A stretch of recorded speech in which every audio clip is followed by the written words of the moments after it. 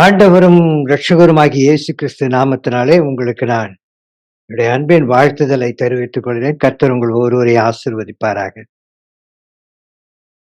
இன்று நான் உங்களுக்கு கொஞ்சம் ஆழமாய் பேச இருப்பதினாலே, கொஞ்சம் என்னோடு கூட தொடர்ந்து வந்து கொண்டே இருப்பீர்களா புரிந்து கொள்வீர்கள். முதலில் கொஞ்சம் கஷ்டமா இருக்கும் புரிந்து கொள்ள. ஆனாலும் கர்த்தர் உங்களுக்கு உதவி செய்வார். காரணம், நாம் யாவரும் சரீரத்தின்படி இல்ல, ஆவியின்படி வாழ்ந்து கொண்டிருக்கிறோம். ஏனென்றால் ஆவியானவர் நம்மை நடத்துகிறார். அவர்தான் நம்மை அழைத்து வந்திருக்கிறார். எத்தனையோ பேர் ஆலயத்துக்கு போக முடியவில்லை. எத்தனையோ பேர் ஐசியூல இருக்கிறார்கள். எத்தனையோ பேர் ஹாஸ்பிட்டல்ல இருக்கிறார்கள். ஆனால் ஆண்டவருடைய மிகப்பெரிதான கிருபை, நீங்கள் ஆலயத்தில் இருக்கிறீர்கள்.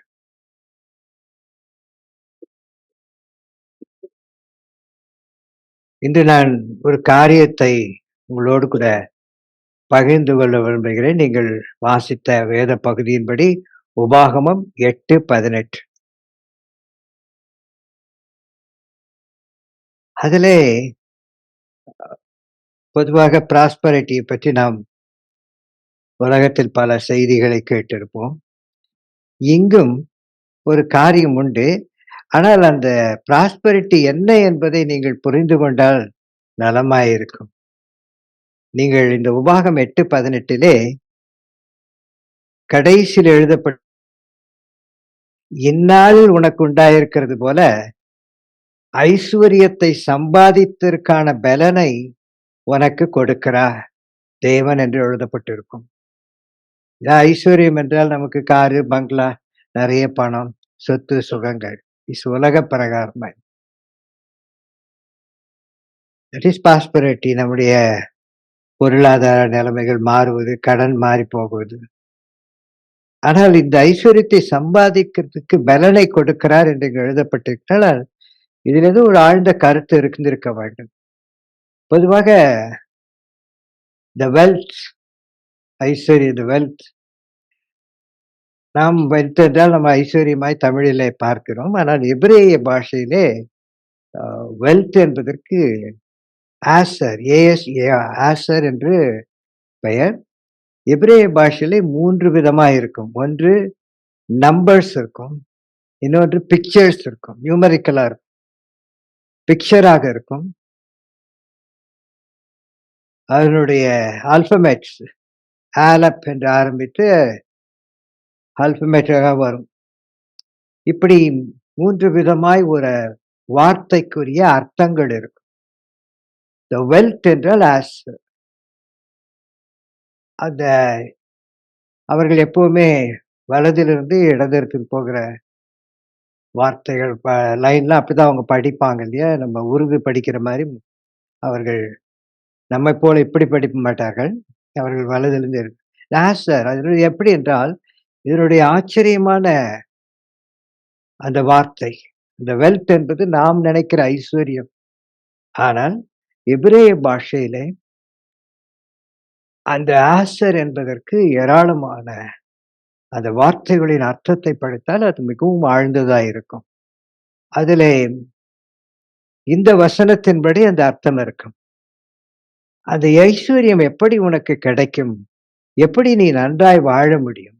அது எங்கு இருக்கிறது என்பதுதான் இந்த வசனத்தினுடைய ஆழ்ந்த கருத்து. அதை எப்படி நீ பெற்றுக்கொள்ள முடியும்? எல்லாருக்கும் ஆசை இல்ல? ஐஸ்வர்யமா இருக்குன்னு யாராவது வேணான்னு பாருமா, நான் ஏழையா இருக்கிறேங்க, நான் குடிசையிலே வாழறேன், அதுல கிடைக்கிற நிம்மதி வெளியதான் சொல்லுவாங்க. ஆனாலும் ஆனால் நான் ஐஸ்வர்யத்தை முக்கியப்படுத்தி உங்களோடு பேச விரும்பவில்லை. ஆனால் இந்த ஐஸ்வர்யம் என்றால் என்ன என்று தெரிந்தால்தான் நம் வாழ்க்கையிலே வாழ முடியும்.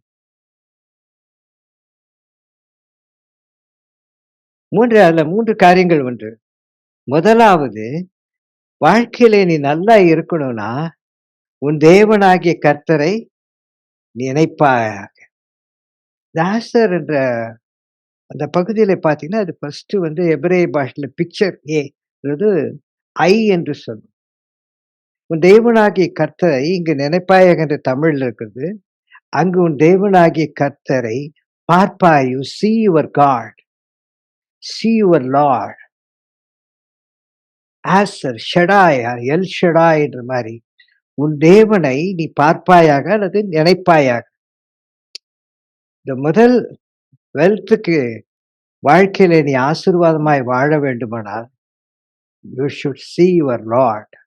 உன் தேவனை நீ நினைப்பாயாக அல்லது பார்ப்பாயாக. உன் தேவனை நீ நினைக்கும் பொழுது, உன் பிரச்சனைகளுக்கு ஒரு மாற்றம் உண்டாகும். உன் தேவனை நினைக்கும் பொழுது, உன் பாடுகளுக்கு ஒரு மாற்றம் உண்டாகும். உன் தேவனை நீ நினைக்கும் பொழுது, உன்னுடைய சகல காரியம் தோல்விகளுக்கு ஒரு வெற்றி உண்டாகும். உன் தேவனை நீ பார்க்கும் பொழுது அல்லது நினைக்கும் பொழுது, உன் வாழ்க்கையிலே மிகப்பெரிய மாற்றங்கள் உண்டாகும் என்றுதான் இது வசனத்தினுடைய ஒரு பகுதி.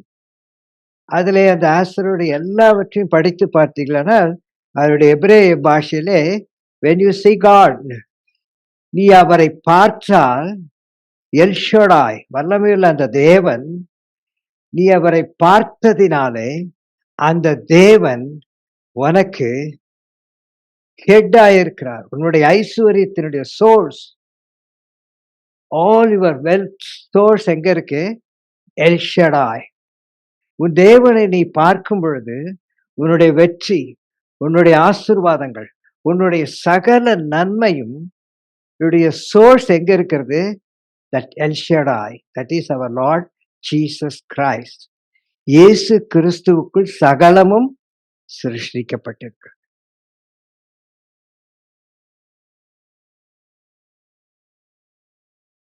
The wealth means see God as your source. நீ உன் தேவனை நினைப்பாயானால், உன்னுடைய எல்லா ஆசீர்வாதங்களும் அங்குதான் இருக்கிறது. ஆகவே அவரை பார்ப்பாயாக, ஆகவே அவரை நினைப்பாயாக. நீங்க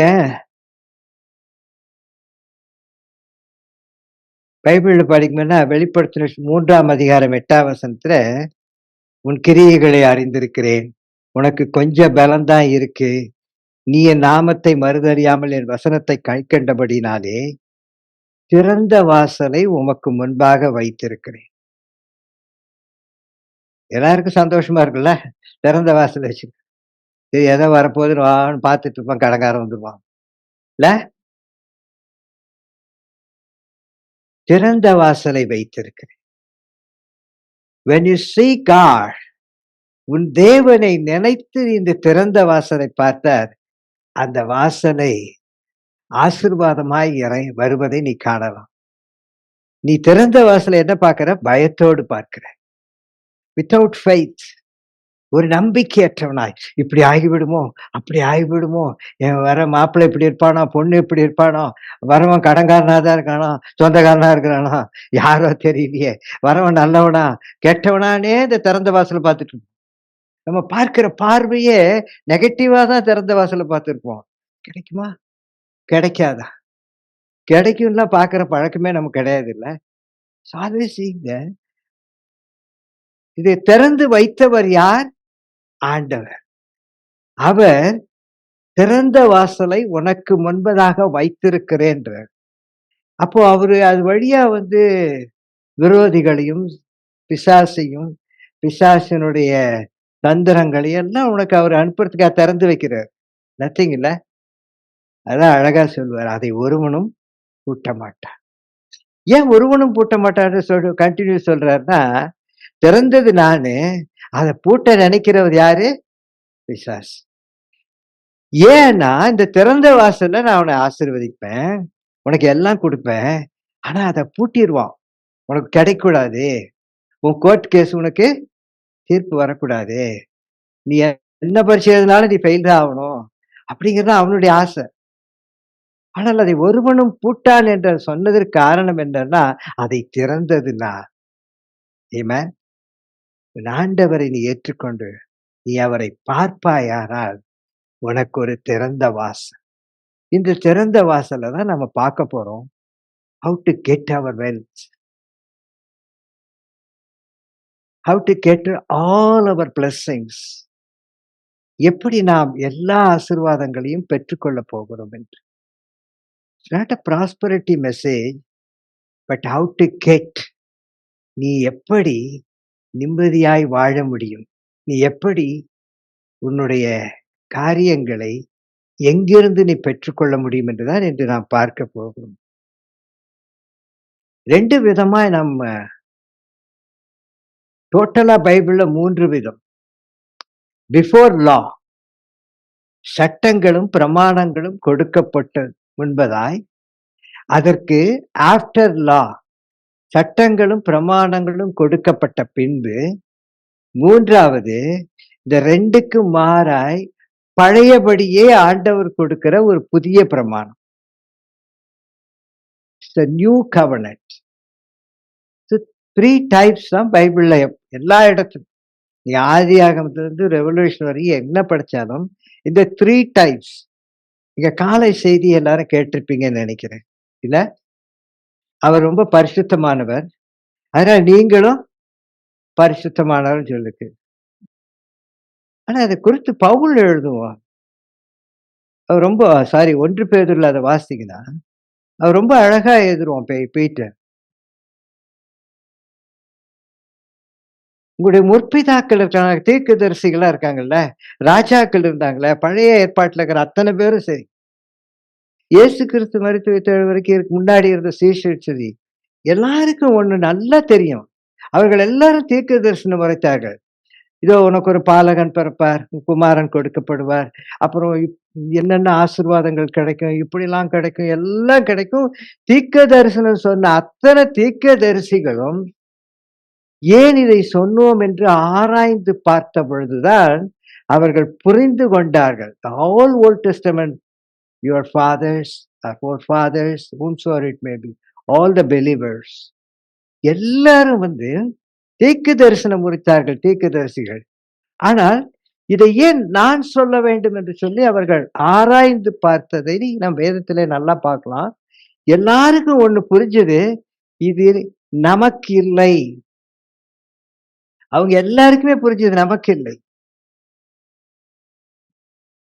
நீங்க ஏவாள் கூட என்ன சொல்றது, உன்னுடைய நீ அவன் தலையை நசுக்க, அவன் குதிங்கால நசுக்க, அவன் நேரம் என்ன ஏவாள் குதிங்காலைய நசுக்குனா, நாட் ஃபார் ஹர்.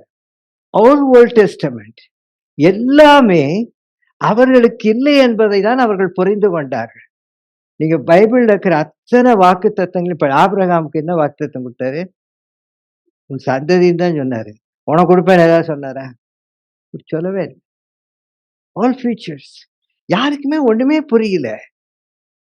ஆனா தீர்க்க தரிசனம் உரைத்துக் கொண்டே இருந்தார்கள், வாழ்ந்து கொண்டிருந்தார்கள்.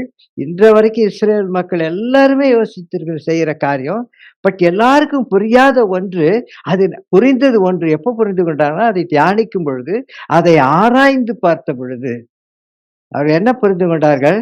Not for us. இது நமக்கு இல்லை. அப்படியான யாருக்கு இது எழுதப்பட்டது? யாருக்கு இந்த தீர்க்க தரிசனம் உரைக்கப்பட்டது?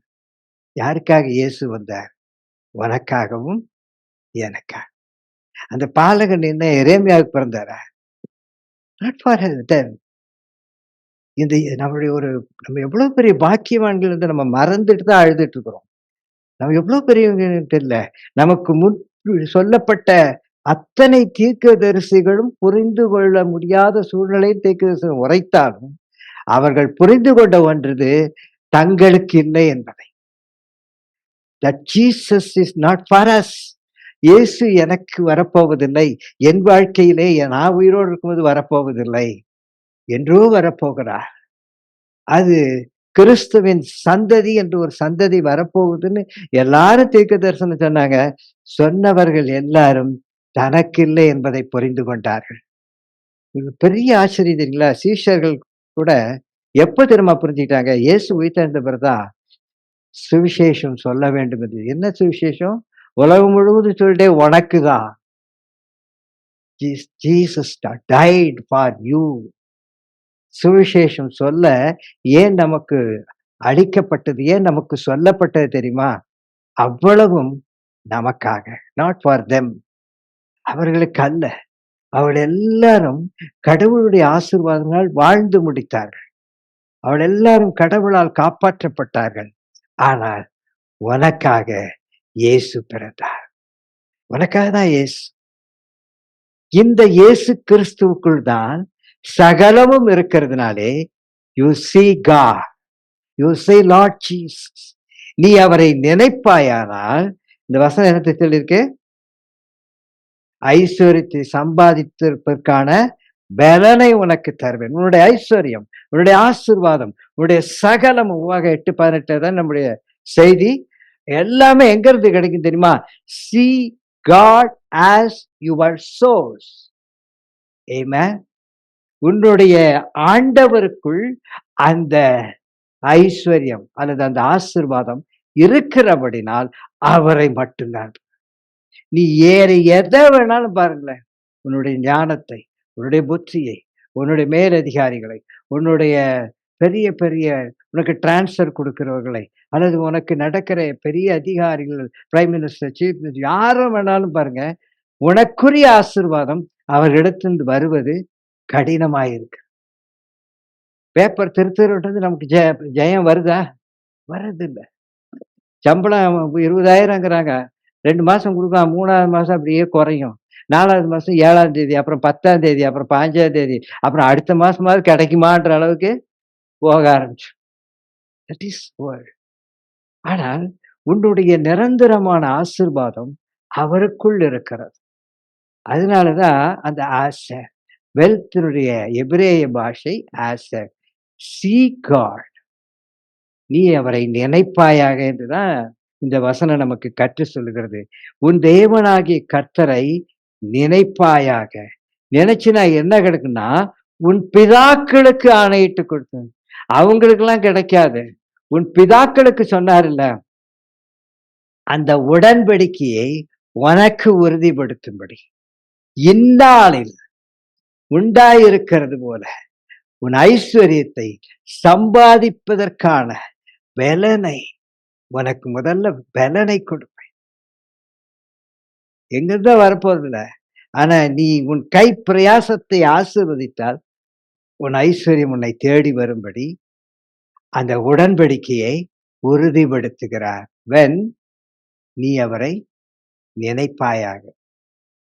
Remember your God or see your God. நீ கர்த்தரை நினைப்பாயாக அல்லது கர்த்தரை நோக்கி பார்ப்பாயாக. அருமையான சகோதரனே, சம்பந்தே, நீங்க இந்த சம்பவத்தை பாருங்களேன். த பிஃபோர் லா, ஆஃப்டர் லா. இந்த லா வந்த பிறகுதான் என்னென்னலாம் செய்யணும். லாவுக்கும் பிஃபோர் லாவுக்கும் நிறைய வித்தியாசம். ஆஃப்டர் லா என்னென்ன செய்யணுமோ பிஃபோர் லா இருந்தது. சட்டம் இல்லாமலேயே இருந்து கொண்டே இருந்தது. ஒரு ஆபிரகாமுடைய வாழ்க்கையில பாருங்களேன். ஆபிரகாமை தேவன் அழைத்து கொண்டு வருகிறார். வாப்பா அப்படின்னு சொல்லி கொண்டு வந்து நிறுத்தின உடனே இந்த ராஜாக்கள் எல்லாம் சண்டை போட்டு இவன் ஜெயிச்சுட்டு வரும்போது நம்ம பார்க்குறோம். யார் வரா தெரியுங்களா? நீங்க யூஸ்வலா ஆபிரகாமுடைய வாழ்க்கைய நல்லா படிச்சு பார்த்தீங்கன்னா நல்லா தெரியும். அவன் வேலைக்காரன் தான் சொல்லுவான். அங்க போய் சொல்லுவான், என் எஜமானம் திரளாய் இருக்கிறது. abundantly திரளாய் இருக்கிறது. இன்னும் லா வரல. 430 வருஷங்கள் பாடுபட்ட இஸ்ரவேலுக்கு முன்பதாய் இருந்தவன் ஆபிரகாம். 430 வருஷங்களுக்கு பின்பதாய் வந்த மோசேயினால் சீனாய் மலையில் கொண்டு வரப்பட்ட லா. நீ இதை செய்தால் உனக்கு இது கிடைக்கும். இந்த ஆஃப்டர் லா, பிஃபோர் லா கொஞ்சம் வித்தியாசமா இருக்கும். நீங்க அதை படிச்சீங்கன்னா ஒரு வித்தியாசமா இருக்கும். இந்த ஆபிரகாமுக்கு தனியா தான் அழைச்சார். டேய் உங்க அப்பா அம்மா எல்லாம் எல்லாத்தையும் விட்டுட்டு ஜாதி விட்டு எல்லாம் தனியா வராது. கூப்பிட்டு வந்தார். பரதேசியா இருந்தான். ஒண்ணும் கிடையாது. நத்திங். ஆனா அவன் வேலைக்காரன் சொல்றான் கடைசியில, அவரிடத்தில் ஏராளமான திரளாய், abundantly, plenty of. எப்படி கிடைக்கும்? இன்னும் லாவே இல்ல. இன்னும் இவன் என்னென்னலாம் செய்யணும்னு ஒரு சட்டமும் அவனுக்கு இல்ல. நீ இப்படி வாழணும், நீ அப்படி வாழணும், நீ அதை கொடுக்கணும், நீ இதை கொடுக்கணும், இத்தனை பலி செலுத்தணும், ஒண்ணுமே கிடையாது. பிஃபோர் தட் இந்த ஐஸ்வர்யங்கள் எல்லாவற்றிலும் இந்த ஆபிரகாம் பெற்று வாழ்கிறதை நாம் காணணும். இதை குறித்து நாம வேதத்துல வாசிக்கும்போது ஆபிரகாம் ரொம்ப ஆச்சரியமா இருக்கும். ஆபிரகாம் தங்கி இருக்கிற தேசத்துல இந்த ராஜா அபிமெலேக்கு வருவான். என்ன தெரியுமா சொல்லுவான்? நம்மளெல்லாம் இப்படி யாராவது சொன்னா சந்தோஷமா இருக்குல்ல? சொல்லுங்க. "நீ இந்த தேசத்துல பெரிய பணக்காரன்டா." யார்? ராஜா சொல்றான். "உன்ட்ட நெறைய இருக்குடா. You are rich. So rich. உன்னிடத்துல நெறைய இருக்குன்னு" ஒரு ராஜா, ஒரு பரதேசியத்த வந்த ஆபிரகாம பார்த்து, "நீ இங்க இருந்துறாத. இங்க இருந்தினா, இந்த தேசமே உன்னதாயிடும். நீ முதல்ல இடத்த காலி பண்ணு." யார் சொல்றா? நம்ம முதலாளி அப்படி சொல்லுவானா? Before law, not after law. கற்பனைகளும் கட்டளைகளுக்கு முன்பதாய் ஆபிரகாம் எப்படி இதை பெற்றுக்கொண்டார்? Abraham grace period. ஆனால் சீனாய் மலைக்கு அப்புறமே எல்லாருமே covenant period. Lot of difference between the grace period and the covenant period. 2க்கு வித்தியாசம் இருக்கு. நீங்க இது ஆபிரகாமுடைய வாழ்க்கையில நெறைய படிச்சு பார்த்தீங்கன்னா, கொஞ்சம் தயவு செய்து படிக்கும்போது, அது கொஞ்சம் நல்லா படிங்க. அது படிச்சீங்கன்னா ரொம்ப நல்லா நீங்க வீட்ல போய் படிச்சு பாருங்க. ஆதியாகமம் 14 12லருந்தே ஆபிரகாம் வந்துருவான். 14ல படிச்சீங்கன்னா, அங்க நடக்கிற சம்பவம், இந்த கிரேஸ் பீரியட்ல அவன் எப்படியெல்லாம் எல்லாவற்றையும் பெற்றுக்கொண்டான். Without law and without any commandments அவன் ஐஸ்வர்யனாய் இருந்தார். அல்லது ஆசீர்வாதமாய் வாழ்ந்தார். நாம் ஆசீர்வாதமாய் வாழ வேண்டும் விரும்புமெனால், இந்த ரகசியத்தை நீங்கள் புரிந்து கொண்டால் மிகவும் நன்றாயிருக்கும் என்று விரும்பி, இன்று உங்களோடு கூட நான் பேச விரும்புகிறேன். Abraham was not under law. He is under grace. அவன் கிருபைக்குள்ளாய் வாழ்ந்தவன். லான்னா கிருபைக்குள் கிடையாது. அது ஒரு சட்டம். நீ இத செஞ்சா நீ ஆசீர்வாதமா இருப்ப. செய்யலன்னா நீ நாசமா போயிருவன்ற மாரி. The curse and blessing தான் ஆஃப்டர் லா. நீங்க ஆபிரகாம் பாருங்களேன், எந்த விதமான சட்டம் கிடையாது. எதுவுமே தெரியாது. ஆனா வந்தான். பிஃபோர் லா ஒபே ஒண்ணுதான் கிரேஸ். நீ கீழ்ப்படிஞ்சிட்டேன்னா, ஆண்டவர் சொல்ற மாரி செஞ்சா, லா சொல்றதெல்லாம் உனக்கு கிடைக்கும். நல்லா நல்லா விளக்கமா சொன்னா, நீ ஆண்டவர் "ஏப்பா எந்திச்சு வா" நான் எந்திச்சு வரேன். நீ இத செய்யி, நான் செய்யறேன். Without any law and commandments, any governance, ஆண்டவர் கீழ்ப்படுகிறீங்கன்னா, நீ ஐஸ்வர்யனாய் இருப்பாய். அல்லது ஆசீர்வாதமாய் இருப்பாய் தான் ஆபிரகாமினுடைய ஆசீர்வாதம். இப்ப என்ன ஆதியாகமம் 14ஆம் அதிகாரத்துல வீட்ல போய் படிச்சு பார்த்தீங்கன்னா, சோதேமின் ராஜா வரான். அவன புறப்பட்டு ராஜாவின் பள்ளத்தாக்கு என்னும் சாவே பள்ளத்தாக்கு மட்டும் இவனை எதிர்கொண்டு வரான். அந்த ராஜா யார்றான்னா, சாலமின் ராஜாவாகிய மெல்கிசதேக். மெல்கிசதேக். இந்த மெல்கி சதேக்ன்றது அது ஒரு ஹீப்ரூல நாம பார்த்தோம்னா, he was a priest of the most high God. வல்லமை நிறைந்த மகா பெரிய தேவனுடைய ஒரு ஆசாரியர். Before law, no priest and no high priest. பிரதான ஆசாரியன் யாரும் கிடையாது இருக்கிற ஒரு காலகட்டத்தில் பிஃபோர் லா ஒரு பிரீஸ்ட் இருக்கிறான். இந்த பிரீஸ்டுக்கு ஆதியும் கிடையாது, அந்தமும் கிடையாது. இவன் யாருன்னு எல்லாருக்கும் சாலமேன் ராஜா. இவன் யார்? இவங்க அப்பா, அம்மா ஒரு சரித்திரமும் எதுவுமே இல்லாதது. காரணம் ஏன் அது ஆண்டவர் ஆவியானவர் இப்படி அழகாய் கொண்டு வந்தார் என்றால், த கிரேஸ் பீரியட்ல ஆசாரியராய் பிரதான ஆசாரியர் இருப்பது ஆண்டவராகி இயேசு கிறிஸ்து மட்டும்தான். God is your priest. God before law no chief priest or a priest. ஆனா இங்க அழகா ஆவியான் எழுதுறாரு, சாலமேனி ராஜாவாகிய மெல்கிசதேக். அதுக்கு முன்னாடி 18ஆம் வசனத்துல உன்னதமான தேவனாகிய தேவனுடைய ஆசாரியனாய் இருந்தவர். மோஸ்ட் ஹை காட், தேவனுடைய ஆசாரியன். ஆஃப்டர் த நியூ டெஸ்டமெண்ட்ல பாத்தீங்கன்னா யார் நம்முடைய ஆசாரியன்? பிரதான ஆசாரியன் இயேசு கிறிஸ்து தான் நம்முடைய பிரதான ஆசாரியன். இதுக்கு ரெண்டுல நடுவுல இருக்கிறது தான் த லா அண்ட் கமாண்ட்மெண்ட்ஸ்.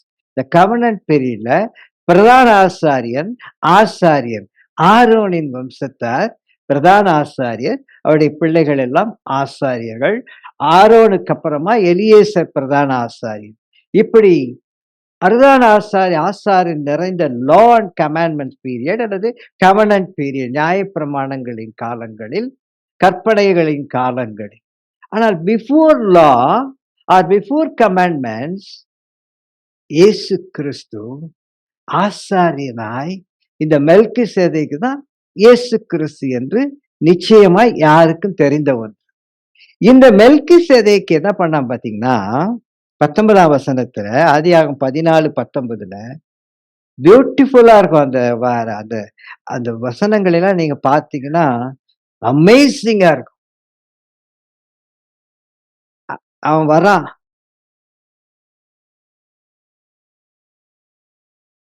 வந்தோன்னு என்ன தெரியுங்களா? பிளஸிங். முதல்ல அவனை ஆசீர்வதிக்கிறான். ஆபிரகாம் நல்லவனா கெட்டவனா பாவியா ஒண்ணும் கிடையாது, அவனை ஆசீர்வதிக்கிறான். ஆசீர்வதிக்கு முன்னாடி இந்த வசனம் இருக்கும். அவன் ஒண்ணு கொண்டு வந்திருப்பான், அப்பமும் திராட்சரசு கொண்டு வந்திருப்பான். கொண்டு வந்துட்டு அவனை ஆசீர்வதிக்கிறான். அவனை ஆசீர்வதித்து வானத்தையும் பூமியும் உடைய உன்னதமான தேவனுடைய ஆசீர்வாதம் ஆபிரகாமுக்கு உண்டாவதாக. இதுல என்ன ஒரு பெரிய விஷயம் ஒண்ணு தெரியுத? லா என்ன தெரியுமா சொல்லும்? நீ இதை கைப்பற்றினால் உனக்கு ஆசீர்வாதம், இல்லைன்னா உனக்கு சாபம். ஆஃப்டர் லா ஆர் லா எப்பவுமே கற்றுக் கொடுக்கிற ஒரு பாகம், யூ ஷுட் டூ. நீ இதை செய்தே ஆகணும். நீ இதை செய்யலைன்னா உனக்கு சாபம். பிளஸிங் அண்ட் கர்ஸ் தான் ஆஃப்டர் லா. ஆனா பிஃபோர் லா பாருங்களேன், ஆபிரகாம்ல ஒன்னே ஒண்ணுதான் சொல்றான், பிளஸிங். He blessed Abraham. வேற ஒண்ணுமே செய்யல. பிஃபோர் லா ஆசீர்வாதத்தை தவிர வேறு ஒன்றும் கிடையாது.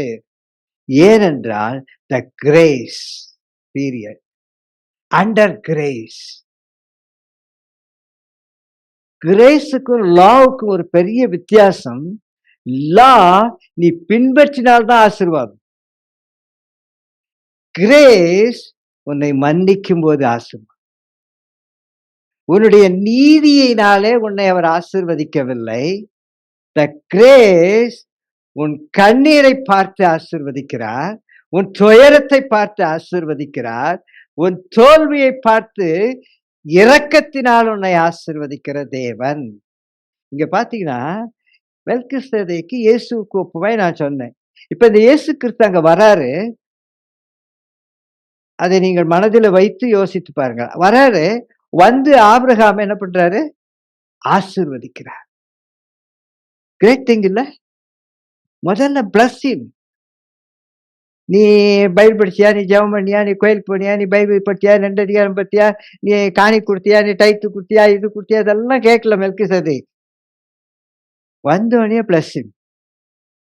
நேரா இவாஞ்சலிஸ்ட் வீட்டுக்கு வந்து என்னம்மா 4 மாசம் சம்பளம்னு ஒருத்தர் கொடுத்தாருன்னா அது கிரேஸ்னாங்களா என்னுடைய உழைப்புன்னு சொல்லுவாங்களா? 30 நாள் வேலை செஞ்சா 1ஆம் தேதி சம்பளம் தான் வரும். 4 மாசம் சம்பளம் கொடுத்தா எப்படி இருக்கும்? It is grace. அவருடைய மனதில் ஏற்பட்ட இரக்கம்.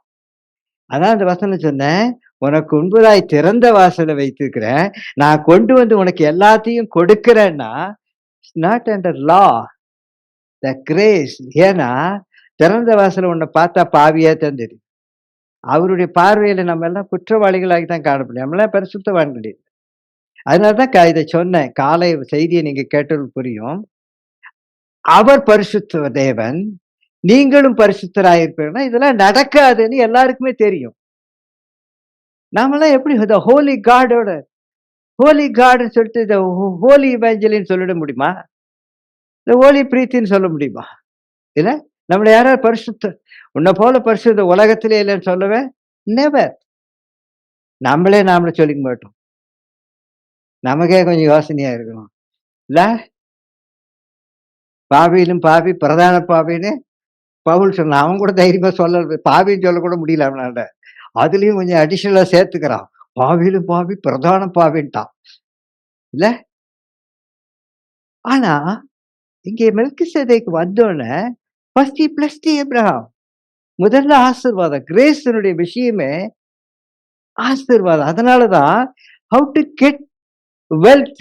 நீ எப்படி ஐஸ்வர்யனாக போகிறாய் என்பதை குறித்து தான் இன்னைக்கு செய்தியை நாம் கொடுக்கிறோம்.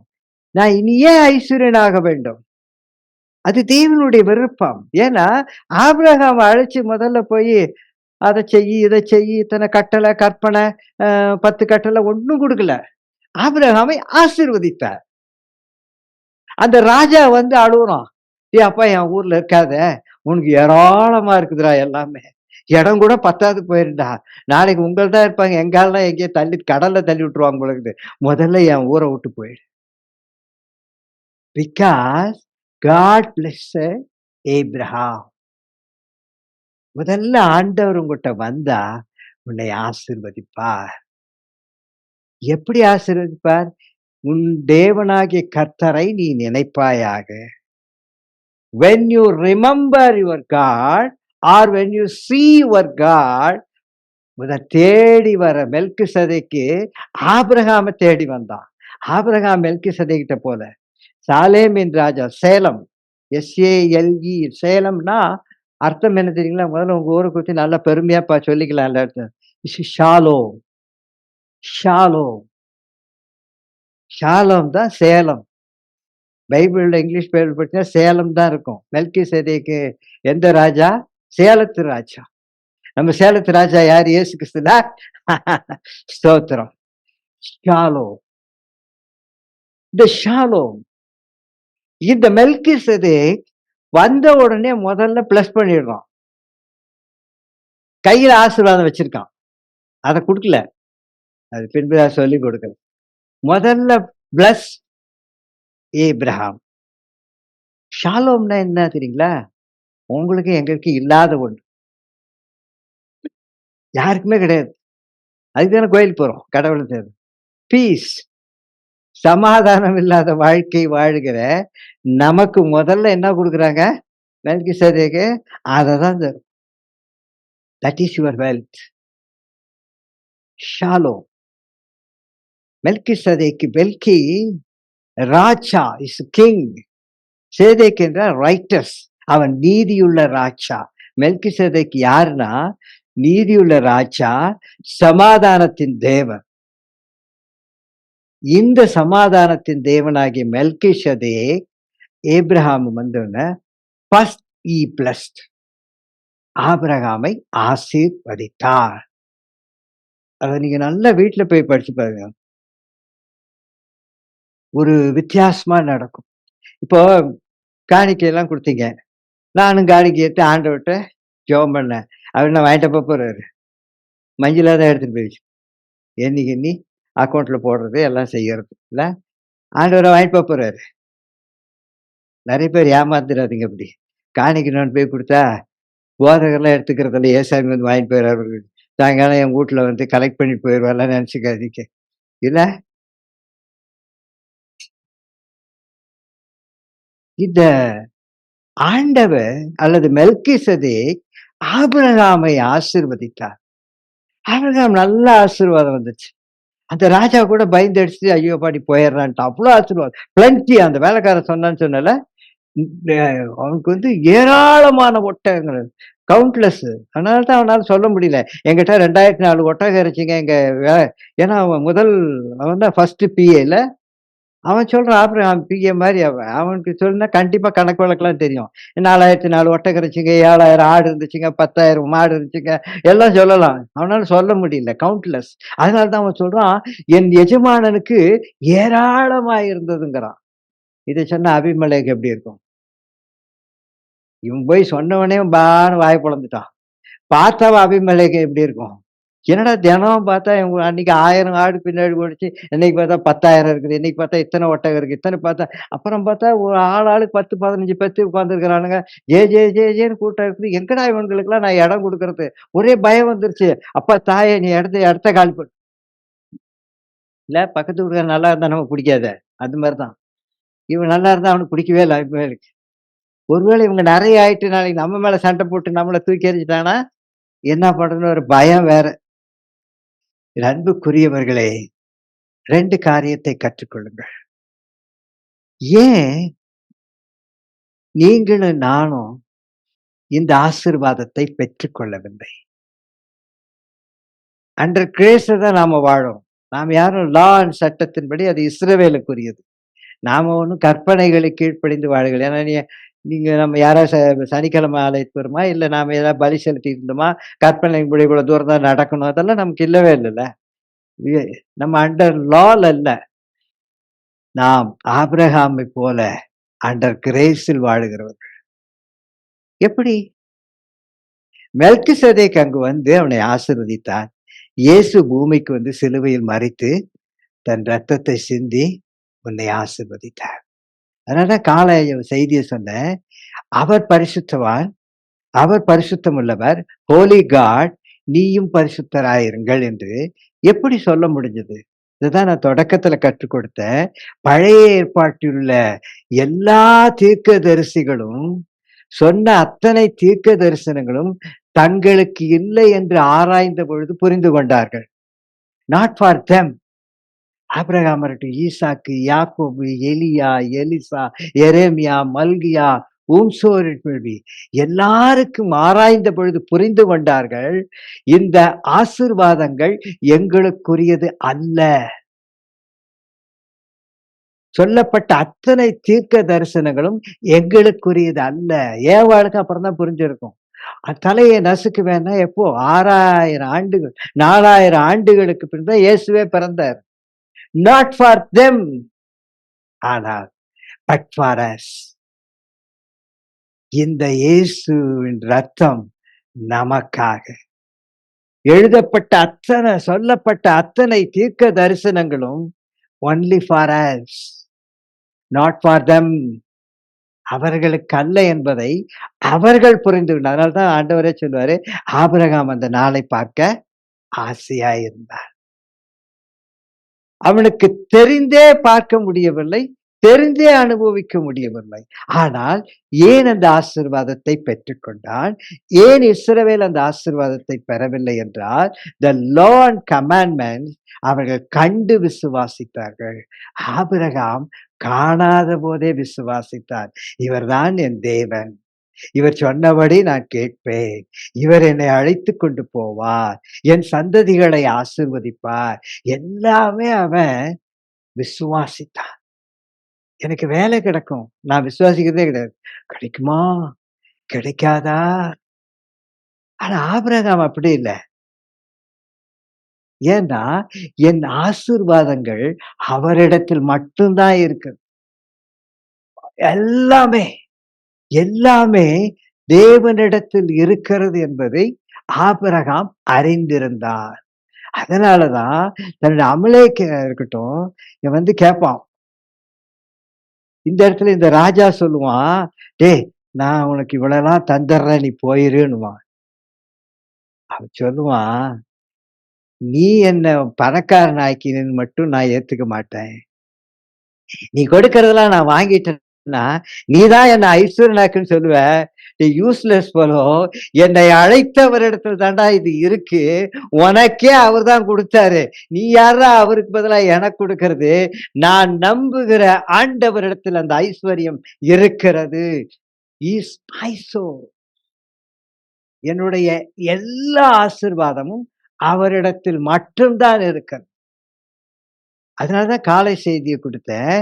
இத பழைய ஏற்பாட்டில சொல்லப்பட்ட அத்தனைக்கும் உரித்தான நீங்கள் தான். பழைய ஏற்பாடுல சொல்லப்பட்ட தீர்க்க தரிசனங்கள் எல்லாமே நாட் ஃபார் தெம். அவங்களுக்கு அது சொல்லப்படவில்லை. அவங்க எல்லாரும் ஆராய்ச்சி பண்றான். ஆபிரகாம் ஆராய்ச்சி பண்றான், ஈசாக்கு பண்றான், எரேமியா பண்றான், ஏசாயா பண்றான். எல்லா தீர்க்க தரிசனம் பண்ணி பார்க்குறாங்க. ஐயோ, நான் இவ்வளவு தீர்க்க தரிசனம் உரைத்தேனே, யார யார பத்தியே சொன்னனே, உனக்கு ஒரு பாலகன் பிறப்பார், உனக்கு ஒரு எல்லாம் சொன்னனே. வேர் வேர் எப்போ? Not for them. அவர்களுக்காக சொல்லப்பட்டவைகள் அல்ல. இவை யாவும் நமக்காய் கொடுக்கப்பட்டது. ஆமென். எவ்வளவு பெரிய பிளஸ்ட் பீப்புள் இல்ல? நம்மளாம் எவ்வளவு பெரிய ஆசீர்வாதமா இருக்கிறதுல, சொல்லப்பட்ட அத்தனையுமே உனக்காகவும் எனக்காக மட்டுமே தவிர வேறு யாருக்காக அல்ல. அதுதான் இயேசு பூமிக்கு வந்தது நமக்காக. புறஜாதியார்களாகிய நாம் இயேசுவை ஏற்றுக்கொண்டு ஆபிரகாம் பிஃபோர் லா எது நல்லது எது கெட்டது என்று சொல்லப்படாத காலகட்டத்தில், எதை செய்யணும் எதை செய்யக்கூடாது என்ற காலகட்டத்தில் லா சொல்றது, இதை செஞ்சாதான் உனக்கு கிடைக்கும், இதை செய்யலைன்னா உனக்கு கர்ஸ். செஞ்சா பிளஸ்ஸிங், செய்யலைன்னா கர்ஸ். ஆனா பிஃபோர் லா, பிஃபோர் கமாண்ட்மெண்ட், எல்லா சட்டங்களுக்கு முன்பதாக ஆபிரகாம் ஐஸ்வர்யனாய் இருந்தான். காரணம், இஸ் அண்டர் கிரேஸ். அவன் கிருபைக்குள் வாழ்ந்தான். அந்த கிருபை அவனுக்கு எப்படி கிடைத்தது? Obey the Lord of God. நிறைய பேர் சொல்லுங்க, நீ இது செய்யாதப்பா, இப்படி பண்ணாதப்பா, உன் உடம்பு கெட்டு போயிரும்பா, இது உன் உடம்ப இது பண்ணிடும்பா, உன் ஈரலை இப்படி பண்ணிடும்பா. எத்தனை சொல்லி பாருங்க. டாஸ்மார்க் எதிரில் நின்று நம்ம உடம்பெல்லாம் பிச்சிருவோம். நம்ம ஈரலே நம்மகிட்ட இருக்காது. நம்ம போய் சிலருக்கெல்லாம் அப்படி அட்வைஸ் பண்ணி பாருங்க. அவன் பார்க்குற பார்வையை எப்படா இவனும் அடிக்கலானே பார்ப்பான். சட்டமும் நியாயப்பிரமாணமும் நீ கொண்டு போக முடியல. ஆனா த கிரேஸ், சட்டமும் நியாயப்பிரமாணம் வரத்துக்கு முன்னாடியே ஆபிரகாமை ஐஸ்வர்யனாய் மாற்றியது. ஏன் தெரியுமா? He obeyed the word of God. He obeyed. அவன் கர்த்தரை விசுவாசித்தான். என்ன விசுவாசித்தான்? இவருக்குள் தான் என் ஆசீர்வாதம் இருக்கிறது. அபிமெலேக்கிட்ட இல்ல. அவனா நிறைய கொண்டு வந்து கொடுத்தாடே, நான் உனக்கு எதை தரேன் அதை தரேன், தயவு செய்து என்னை விட்டு போயிடுறான்னா. நீ என்னை ஐஸ்வர்யனாக்க நான் விரும்பவில்லை, என் தேவன் தான் என்னை ஐஸ்வர்யனாக்கினார். நம்ம சொல்லுவோமா, எனக்கு ஒன்றே இல்ல, ஆண்டவரை நீ கொடுத்தா நான் வாங்கிக்கிறேன், வேற யார் கொடுத்தாலும் எனக்கு வேணும். ஆமென். சொல்லி பாருங்களேன். உன்னை தேடி வருகிறவர் இயேசு. மெல்கிசேதேக்கு ஆபிரகாமை தேடி வந்தான். ஆபிரகாம்ல தேடி போல. என் ஆண்டவர் ஆபிரகாமை தேடி நீ வான்னு கூப்பிட்டாரு. ஆபிரகாம் தேவனை நோக்கி நான் வரட்டுமா நான் கெஞ்சல. ஆனா அவர் வரும்போது கையில வேற ஒண்ணு கொண்டு வந்தான் மெல்கிசேதேக்கு. அது இன்னொரு ரகசியம். அவன் என்ன கொண்டாந்து தெரியுங்களா?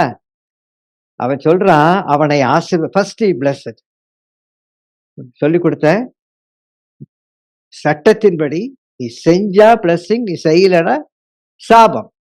ஆனா கிரேஸ் பீரியட்ல சாபம்ன்ற வார்த்தை எங்க இருக்காது. கிரேஸ் பீரியட்ல அவனை ஆசீர்வதித்தார். ஜஸ்ட் பிளஸ், அவ்வளவுதான்.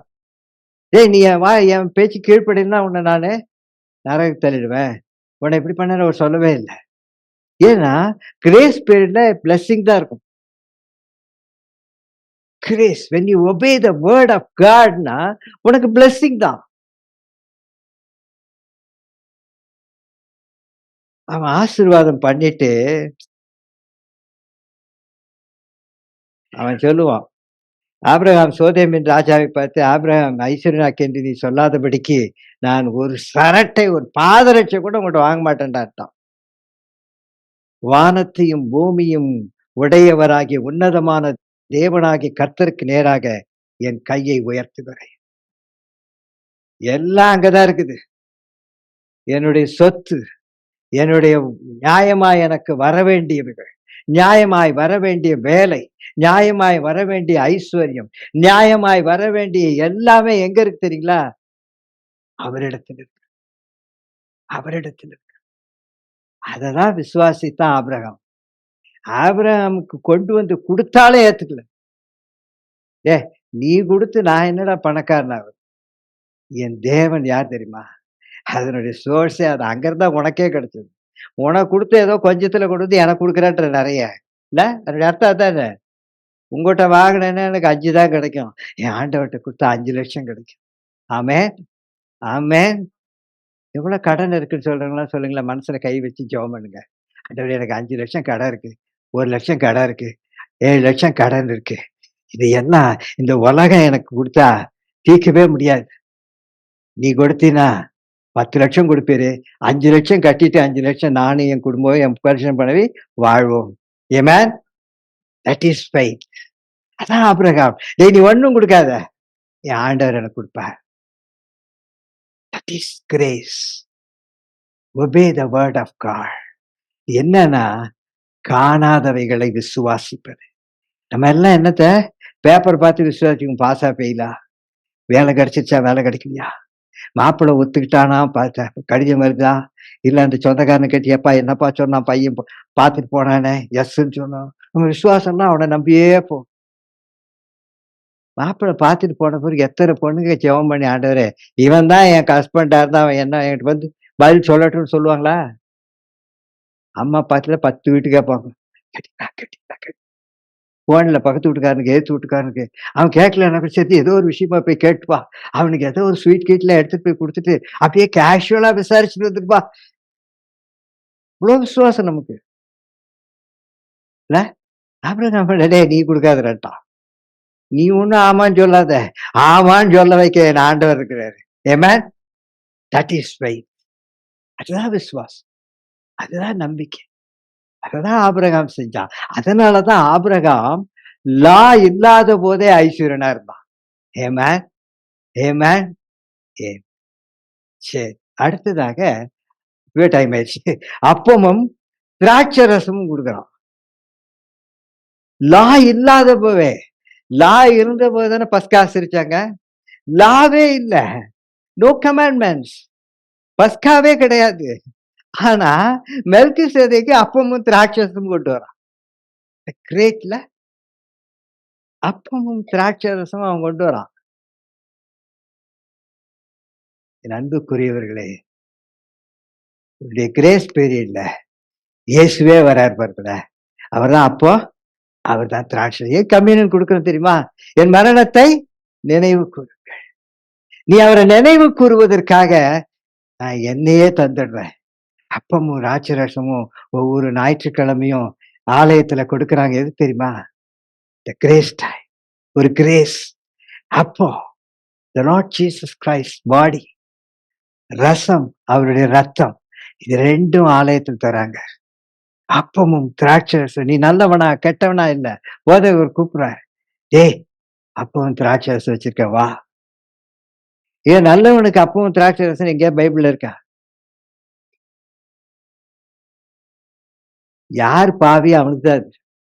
ஏன் தெரியுங்களா? அதை நீ நினைவு கூறும் பொழுது மனம் திரும்பி அதை எடுக்க வருகிறாய். ஆண்டவரே நான் பாவம் செய்து விட்டேன். நான் தவறு நீதிமானுக்கெல்லாம் எதுக்கு ஏசாமி? தேவையே இல்ல. தயவு செய்து நீங்களோ யாரோ இது Zoomல கேட்கிற உங்கள நீதிமானுக்குன்னா, தயவு செய்து ஜெபமே பண்ணாத. நீதிமானுக்காக ஏசாமி வரவே கிடையாது. பாவிகளுக்காக வந்தார். நீ அழுவுறியா? தாராளமா இயேசுவண்டை. அப்பமும் திராட்சை ரசமும் உனக்கு கொடுக்குறாங்கன்னா, அத எடுக்க உன் உள்ளம் துடிக்கணும். ஏன் தெரியுமா? The grace. அத கொண்டு வந்தது யாரு? மெல்கிசேதேக். மெல்கிசேதேக்னா உன்னதமான தேவனுடைய ஆசாரி. உன்னதமான தேவனுடைய பிரதான ஆசாரி யாரு? இயேசு கிறிஸ்து. இது ஜீசஸ். அதை கொண்டு வருகிற இயேசு கொண்டு வருகிற அந்த அப்பத்தையும், அந்த திராட்சை ரசையும் எனக்கு வேண்டாம் என்று சொல்லுகிறவன் இயேசுவை வேண்டாம்.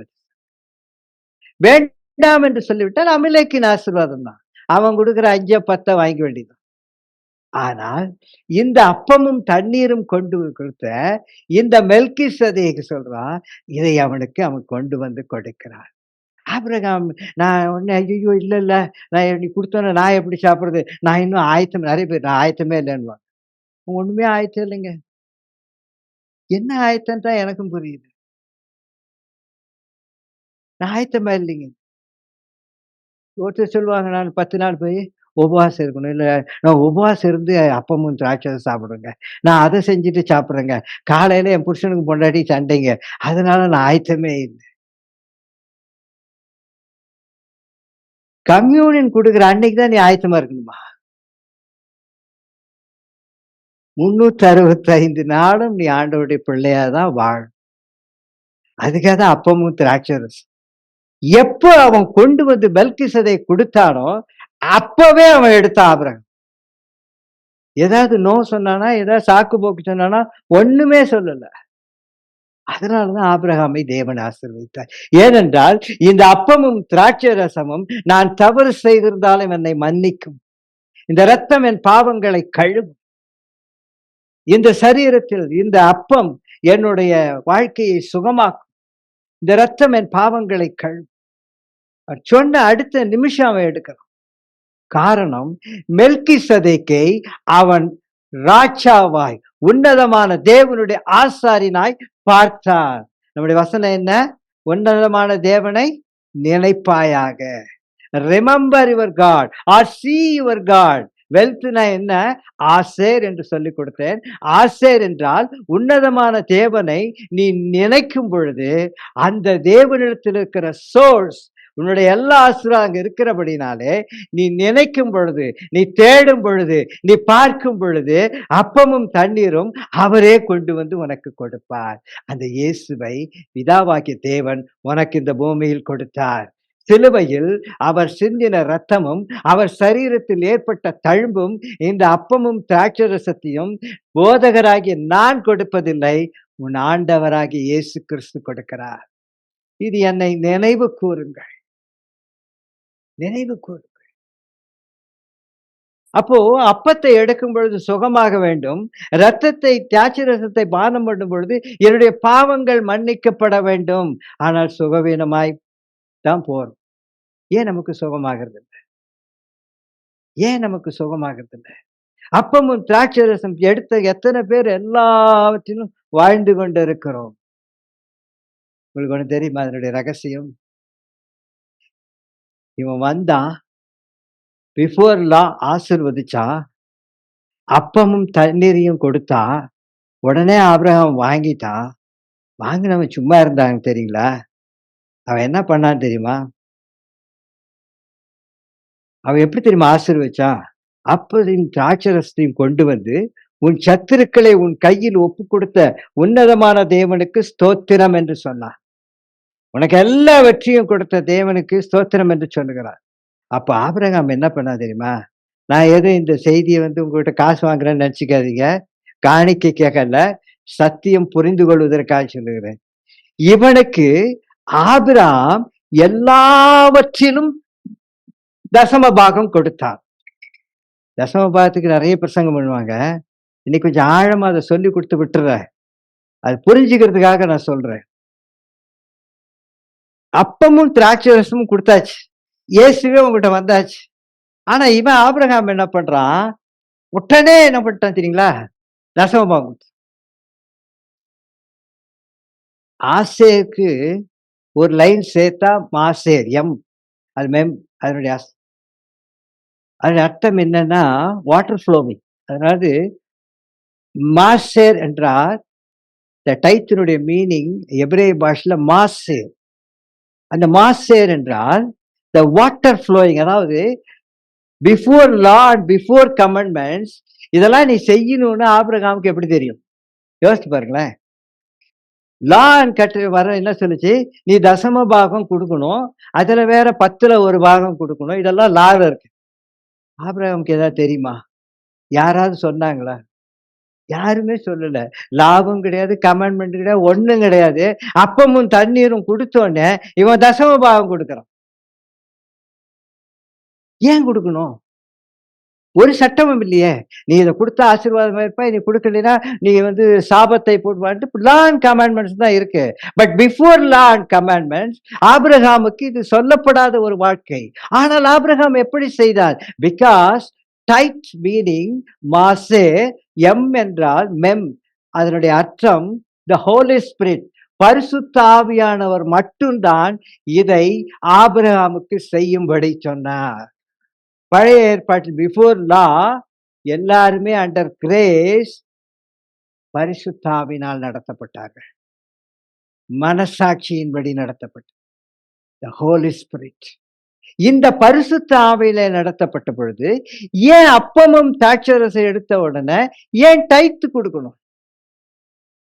அதுலயும் லால சொன்ன டைத்து 10ல் 1 பாகம்.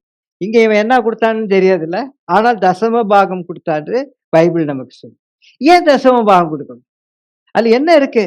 எனக்கே ஏசாமி வந்தாச்சு, அப்பமும் திராட்சரசம் வந்தாச்சு, என் பாவம் மன்னிக்கப்பட்டாச்சு, என் வியாதி சுகமாயிடுச்சு. Why should I give? Why should I give? நான் ஏன் அதை கொடுக்கணும்? ஏன் டைத்து கொடுக்கணும்? நீங்க கற்றுக்கொள்ள வேண்டிய பாடம் அதுதான்.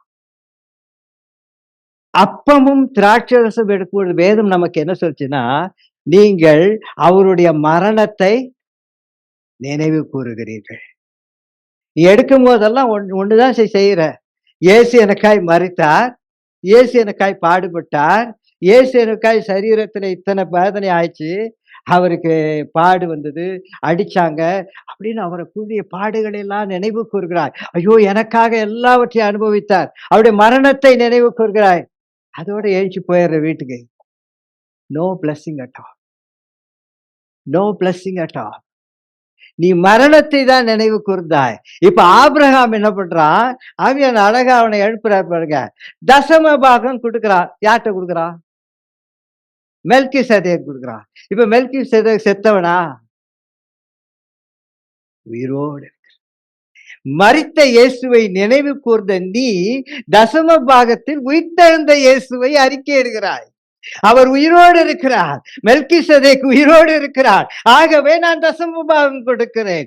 மரித்த மெல்கிசேதேக் அல்ல, உயிர்த்தெழுந்த இயேசு. நான் மரணத்தை நினைவு கூர்ந்தேன், நான் மரணத்தை எல்லாவற்றையும் ஏற்றுக்கொண்டேன். அவர் எனக்காய் மரித்தார், அவர் எனக்காய் அடக்கம் பண்ணப்பட்டார். நல்லது. ஆனால் அப்படியே நாம் திரும்பி போய் விடுகிறோம். எனக்கு காணி கொடுங்கன்னு யாரும் நினைச்சுக்காதீங்க.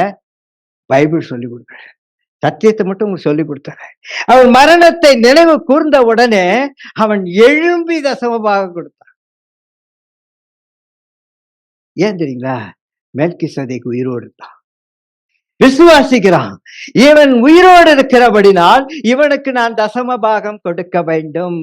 யார் இதை கழிச்சது? மாசே மெம் is holy spirit, the water flowing. இந்த பரிசுத்த ஆவியானவர் சட்டமும் நியாயப்பிரமாணங்கள் வருவதற்கு முன்பதாய் ஆபிரகாமுக்கு கற்றுக் கொடுக்கிறார். மரித்த இயேசு உயிரோடு எழுந்தார். ஆமென். அப்போ உயிரோடு இருக்கிறவருக்கு நான் காணிக்கை கொடுக்கிறேன், உயிரோடு இருக்கிறவருக்கு நான் தசம பாகம் கொடுக்கிறேன். நான் மரித்தவரைக்காக நினைவு கூறும்படி அப்பமும் திராட்சரசமும் எடுத்துக்கொண்டு இப்போ நான் வெளியே போறேன். நான் என்ன பண்ண போறேன்? தசம பாகத்தை கொடுத்து, ஆமா, அவர் உயிரோடு இருக்கிறார் என்று உலகத்திற்கு அறிவிக்கப்படுகிறார். இயேசு மரித்தவர் அல்ல. அவர் சொல்றார், நான் மரித்தேன், ஆனாலும் சதா காலங்களிலும் உயிரோடு இருக்கிறேன். நான் இருந்தவரும் இருக்கிறவரும் வருகிறவருமாகிய கர்த்தர், ஆதியும் மந்தமும் மல்பாகும் ஒமேகாவுமாயிருந்து. ஆமென். ஆகவே அவன் தசம பாகம் கொடுத்தார். கடைசியாக ஏங்க 10ல் 1 பாகம் கொடுக்கணும்னு லால சொல்லியிருக்க. Why should we give 1/10? இது என்ன இருக்கு? என்கிட்ட 5 ரூபாய் இருந்தா கொடுத்துட்டு போறேன், 10 ரூபாய் இருந்தா கொடுத்துறேன். Why should we? நாம் ஏன் அதை செய்ய வேண்டும்? அந்த வசனத்தை மட்டும் நான் சொல்லிட்டு முடிச்சிடுறேன். Tithe according to the law. Tithe வந்ததே ஆஃப்டர் த லா தான். தசம பாகம் வந்ததே ஆஃப்டர் த லா. ஆனா இங்க பிஃபோர் லா ஆபிரகாம் கொடுக்கிறான். அத எபிரேயர் 7:7 நீங்க 8ல பாத்தீங்கன்னா, மரிக்கிற மனுஷர்கள் தசம பாகம் வாங்குகிறார்கள். நாமெல்லாம் மரிக்க போறவங்க தான் தசம பாகம் வாங்கிட்டு இல்ல? போதகர் எல்லா சர்ச்சிலும் போதகர்லாம் மரிக்கிறவங்க தான் தசம பாகம் வாங்குறாங்க இல்ல? அங்கேயோ பிழைத்திருக்கிறான் என்று சாட்சி பெற்றவன் வாங்கினார். மெல்கிசேதேக் ஆதியும் அந்தமும் இல்லாதவன். இயேசு கிறிஸ்து தசம பாகம் வாங்குகிறார். சரி, ஏன் 1/10 சொல்லிடுறது? பெரிய செய்தி. இது தொண்டுட்டு சொல்லி நான் முடிச்சிடறேன், இப்பவே டைம் அதிகமாயிடுச்சு. ஏன் 1/10 கொடுக்க வேண்டும்? நீங்க வேதத்துல படிச்சு பார்த்தீங்கன்னா ரோமர் 11:5ல அப்படி போல இக்காலத்திலும் கிருபையினால் உண்டாகும் தெரிந்து கொள்ளும்படி ஒரு பங்கு மீதியாய் இருக்கிறது. கிருபையினாலே ஒரு பங்கு மீதியாய் இருக்கிறது. கிரேஸ் பீரியட்ல ஒரு பங்கு மீதியாய் இருக்கிறது. அந்த பங்கு யாருது? கர்த்தருடைய. நீ கர்த்தருக்கென்று ஒரு பங்கை கொடுக்கிற. ஏன் கொடுக்கிற தெரியுமா? நீ சம்பாதித்த பணம் எப்படி வந்தது என்று உனக்கே தெரியாது. உன் முதலாளி உனக்கு கொடுத்திருக்கலாம். ஆனா அந்த பணம் முதலாளிக்கு எங்கிருந்து வந்ததுன்னு உனக்கே தெரியாது. பணம் ஏதோ ஒரு சாபத்தினால் வந்திருக்கலாம். ஏதோ ஒரு சாபக்கேட்டினால் எங்கெங்கேயோ வந்திருக்கலாம். எப்படி வேணாலும் சம்பாதித்திருப்பார்கள். எப்படி வேணாலும் இந்த பணம் புரண்டு எங்கெங்கோ போயிருக்கும். உன் கையிலே வரும்பொழுது ஆசீர்வதிக்கப்படாத ஒரு தொகை உனக்கு வருகிறது. நீ வாங்குற சம்பளம் முழுவதுமே நாட் a blessed salary கிடையாது. இதிலே நீ ஒரு பங்கை கொண்டு போய் தேவனுக்கு செலுத்தும் பொழுது, 10ல் ஒரு பாகம் கொண்டு செலுத்தும் பொழுது, அது கர்த்தருடைய பங்கா இருக்கிறபடினாலே, கர்த்தர் அந்த பங்கை ஆசீர்வதிப்பதற்கு மீதமான 9 பங்கும் ஆசீர்வதிக்கப்படுகிறது. ஆமென். நீ இதை கொண்டு வந்து கொடுக்கிற இந்த பங்கு யாருதுன்னு கேளுங்க. கிரேஸ்னால, கிருபையினால் உண்டாகும் தெரிந்து கொள்ளுதன்படி ஒரு பங்கு மீதியாயிருக்கும். ஏன்னா உன் தேவனாகிய கர்த்தரை நினைப்பாயாக. இந்நாளில் உனக்கு உண்டாயிருக்கிறது போல ஐஸ்வர்யத்தை சம்பாதிப்பதற்கான பலனை உனக்கு அவர் கொடுக்கிறார் என்றால், எப்படி நீ கொடுக்கிற டைச்சில் ஒரு பங்கை தேவன் தொடும் பொழுது, போன வாரம் கற்றுக் கொடுத்தேன், அந்த சாம்பல் நீ போய் அழுது புலம்பு மன்னிப்பு கேட்டதுக்கு முன்னாடியே இந்த எலியேசர் இருக்கிற அந்த சாம்பலை வாங்கி பூசின உடனே நீ சுகமாகிறாய். பூசின உடனே நீ தீட்டு கழிக்கப்படுகிறது போல 10ல் ஒரு பாகத்தை நீ கொண்டு வந்து கொடுக்கும் பொழுது மித்த 9 பாகம் எந்த வழியாய் வந்து உனக்கும் தெரியாது இருக்கலாம். நீ உழைத்து சம்பாதித்த பணமாய் இருக்கலாம். ஆனால் அந்த பணம் எங்கிருந்து வந்தது என்று உனக்கு தெரியாது. ஒருவேளை ரிசர்வ் பேங்க்ல இருக்க எங்கிருந்து வேணாலும் வந்திருக்கலாம். எல்லாமே அதில் உண்மையும் பரிசுத்தமும் இருக்கும் என்று நிச்சயம் இல்லாதபடினாலே நீ கொடுக்கிற இந்த ஒரு பங்கை தேவன் தொடும் பொழுது உன்னுடைய 9 பங்கும் ஆசீர்வதிக்கப்படுகிறது. அதற்காக தான் டைத்து கொடுக்க. நீ நீ அப்பமும் திராட்சரசம் எடுத்து விட்டு தேவனுடைய மரணத்தை நினைவு கூர்ந்து விட்டு போகிறதுனாலே உன் வாழ்க்கையின் ஆசீர்வாதங்கள் காணப்படாமல் போய்கிறது. நீ அப்பமும் திராட்சரசம் எடுத்த உடனேயே ஆபிரகாம் அந்த டைத்தை கொடுக்கிறான். லா இல்லாத பொழுது, கமாண்ட்மெண்ட்ஸ் இல்லாத பொழுது ஆபிரகாமுக்கு யார் சொல்லி கொடுக்கிறா? த ஹோலி ஸ்பிரிட். ஹோலி ஸ்பிரிட். எபிரேய பாஷையில எல்லா அர்த்தங்களும் அழகா இருக்கும். ஒவ்வொரு வாட்டியும் நமக்கு தமிழ்ல இங்கிலீஷ்ல எல்லாம் தப்பு தப்பா தான் இருக்கு. ஆனா வேற வழி இல்லை. ஆனா எபிரேய பாஷையில ஒவ்வொரு காரியத்துக்கு அர்த்தம் உண்டு. எல்லாத்துக்குமே இருக்கும். அதோடைய பிக்சர், அது நியூமெரிக்கல், அந்த எல்லாமே அர்த்தம் இருக்கும். அதெல்லாம் நீங்க பார்த்தீங்கன்னா ஆச்சரியப்படுவீங்க. எல்லாமே ஆச்சரியமா இருக்கும். ஜீசஸ்ன்ற ஒரு வார்த்தைக்குன்னா ஆச்சரியமா இருக்கு எபிரேயர்ல. இது எல்லாமே இயேசுவை கிறிஸ்துவை குறித்து ஹோல் பைபிள்ல நமக்கு சொல்லப்பட்டிருக்கிறது. ஆகவே உன்னுடைய ஒரு பங்கை, இந்த ஒரு பங்கு என்னங்க முதலீட்டு, நீங்க பாத்தீங்கன்னா பழைய ஏற்பாடுல 9 பிளாக் இல்லையா, 9 வாதை. பார்வன் அசைஞ்சானா? ஏதாவது பண்ணானா? பாடவே இல்லை. ஆனா தலைச்சன் பிள்ளையை தொட்ட உடனே அனுப்பிச்சிட்டானா இல்லையா? ஏமே ஏமே உன்னுடைய முதலீட்டு, உன்னுடைய விளைஞ்சல். இன்னைக்கு கூட ஒரு அருமையான ஒரு தாயார் தான் வீட்டுல விளைந்த வாழைப்பழ அப்படியே கொண்டு அந்த முதலீட்டு ஆண்டவர் கொடுக்கணும்னு தூக்கிட்டு வந்துட்டாங்க. வயதான அந்த தாயார் தூக்கிட்டு வந்து கொடுத்தாங்க. ஃபர்ஸ்ட் உன் முதலீட்டு தேவனுக்குரியது. அதை என்ன பண்றாங்க? அவன் கொண்டு வந்து அப்படியே கொடுக்குறான் முதலீட்டு. இந்த முதலீட்டை நீ ரத்தம் பூசி இருந்தால் உன் முதலீட்டு தப்பு வைக்கப்படும். ஏமேன். இயேசுவை நீ பார்த்திருப்பாயானால், இயேசுவை நீ அறிந்திருப்பாயானால், தேடி இருப்பாயானால், ஏற்றுக்கொண்டிருப்பாயானால், பூசப்பட்ட இந்த ரத்தத்தை பார்த்து சங்கார தூதன் உன் பக்கத்தில் வீட்டிருக்கிற முதலீட்டை அழிக்கிறான். ஏமேன். உன் முதலீடு தப்பு வைக்கிறது. அதனாலதான் உன்னுடைய முதலீடு எங்கு வந்து சேர வேண்டும்? தேவனிடத்தில் சேர வேண்டும். அதனாலதான் 10ல் ஒரு பங்கு தேவன்கிட்ட கொடுத்தாரன். ஏன் தெரியுமா? மித்த இந்த 9 தப்பு வைக்கப்பட வேண்டும்.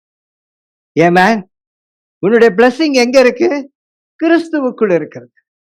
கிறிஸ்துவுக்குள் இருக்கிறது. அமலேக்கியத்துல இருக்குன்னா வாங்கிக்கங்க, அதோட நின்றுடுவீங்க. ஆனால் Abraham பிளன்டி பிளன்டி plenty, abundantly. You blessed abundantly. இந்த ஆசீர்வாதம் உங்களுக்கு வேண்டுமானால் கண்களை மூடி ஜெபிப்போம். நீங்கள் கிறிஸ்துவில் உடையவர்கள் ஆனால் ஆபிரகாமின் சந்ததியாரும் வாக்கு தத்தத்தின்படி சுதந்திரவாளியமாக. யாருக்கெல்லாம் ஆபிரகாமின் ஆசீர்வாதம் வேண்டுமோ, யாருக்கெல்லாம் இந்த உலகத்தினுடைய சகலமும் உங்கள் பக்கம் திரும்ப வேண்டும் என்று விரும்புகிறீர்களோ, remember your God, see your God by faith. இந்த விசுவாசத்தில் இன்று தேவனை நீ தரிசிப்பாயானால், ஒரு பெரிய அசைக்க முடியாத விசுவாசம், என்னை வாழ வைக்க இயேசு மட்டுமே, என்னை உயர்த்த போவது அவர் மட்டுமே போதும், என்னால் நான் உயர்ந்தப்பட்டது தாழ்ந்ததும் இயேசு இடத்தில் இருக்கிறது என்று சொல்லி நீங்கள் சொன்ன அடுத்த நிமிடமே நீங்கள் தசம பாகம் கொடுப்பீர்கள். சாலமின் ராஜா அப்பமும் தண்ணீரோடு வந்தது போல இயேசு ஆசீர்வாதங்களோடு வந்து முதல்லயே உங்களை ஆசீர்வதித்து விடுவார், உங்களை உயர்த்தி விடுவார். ஆபிரகாம் கொடுப்பதற்காகவே ஆபிரகாமுக்கு தேவன் கொடுத்து வைத்தார்.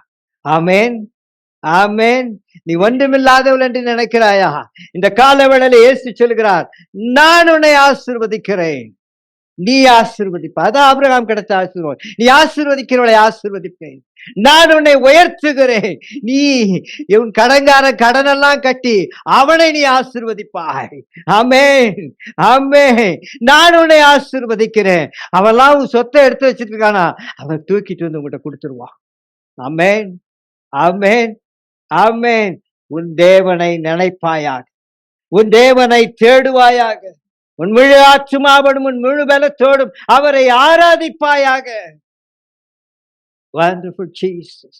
உமது பிள்ளைகளை ஆசீர்வதி, ஒவ்வொருவரை ஆசீர்வதி, ஒவ்வொரு தாயும் தகப்பனை ஆசீர்வதியும். அவருடைய பிள்ளைகள் ஆசீர்வாதமாய் இருப்பார்களாக, அவருடைய குடும்பத்தின் கண்ணீர் நீக்கப்படுவதாக. திறந்த வாசலை வைத்திருக்கிற நீர் ஒருவர்தான், இதை மூட ஒருவனாலும் முடியாது. இவருடைய பிளஸிங்கை தடை பண்ண ஒருவராலும் முடியாது. Bless everybody, Lord. Bless every father and mother, every brother and sister, every children, Lord. ஒவ்வொருவரை ஆசீர்வதியும், ஒவ்வொரு ஆசீர்வதியும். ஒவ்வொரு மகனும் ஒவ்வொரு மகளும் ஆசீர்வதிக்கப்படுவார்களாக. காத்துக்கொள்ளும் இயேசுவின் நாமத்தினால் பிதாவே, ஆமென், ஆமென்.